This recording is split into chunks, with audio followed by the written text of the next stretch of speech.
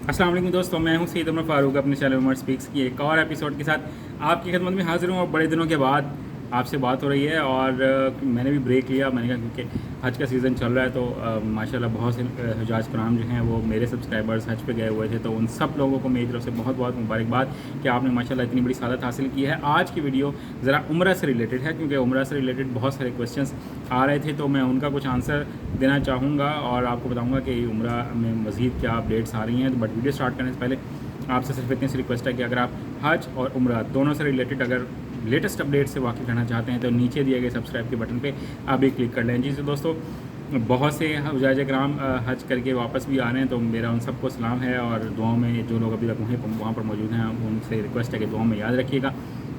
अब बात कर लेते हैं कि कोई क्वेश्चंस आ रहे थे आप लोगों के कि जो अब नया उम्रा सीज़न स्टार्ट होने जा रहा है उसमें क्या सादा कपड़ों में तवाफ़ करने की इजाज़त होगी मताफ़ के अंदर, यानी कि खाना काबा के बिल्कुल करीब जाकर क्या हमें सादा कपड़ों में तवाफ़ की इजाज़त होगी। तो अभी तकरीबन 18.5 लाख के करीब हुजाज कराम ने हज अदा किया है और कुछ वीडियोस भी आ रही हैं और कुछ जनाब पिक्चर्स भी आई हैं कि जिनमें सादा कपड़ों में लोग भी मताफ़ में मौजूद हैं और वो तवाफ़ भी कर रहे हैं। तो ये एक बहुत अच्छा साइन है और इससे हमें उम्मीद रखनी चाहिए कि आने वाले दिनों में अब जो उम्रा सीज़न स्टार्ट तकरीबन हो ही गया है, वीज़ा लगना अभी स्टार्ट हुए हैं, तो उसमें उम्मीद यही रखनी चाहिए कि हम सब लोगों को इजाज़त मिलेगी कि हम लोग मताफ़ में जाकर सादा कपड़ों में तवाफ़ अदा कर सकें। क्योंकि आपसे अभी तक भी बहुत से लोग एहराम ऐसे ही बांध कर मताफ़ में चले जाते थे, जिसको बहुत सारे हमारे जो मुफ्ती साहिबान हैं उन्होंने मना फरमाया और बात बिल्कुल ठीक है क्योंकि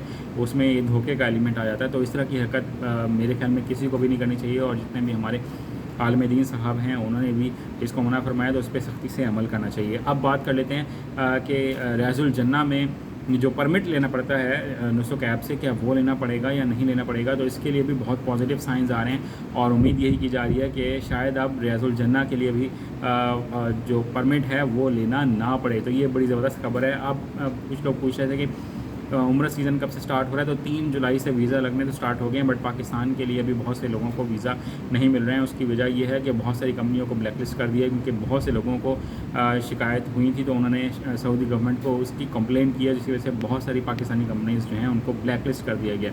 अब जिन को जनाब मिलेगा तो वो यानी कि इजाज़त मिलेगी, NOC मिलेगा, वही लोग ये काम कर सकेंगे। और नुसुक ऐप के थ्रू बहुत ज़्यादा ऑनलाइन वीज़ाज़ जो हैं वो अप्लाई किए जाएंगे, उसकी वजह से प्राइस जो है वीज़ा की वो कम हो जाएगी।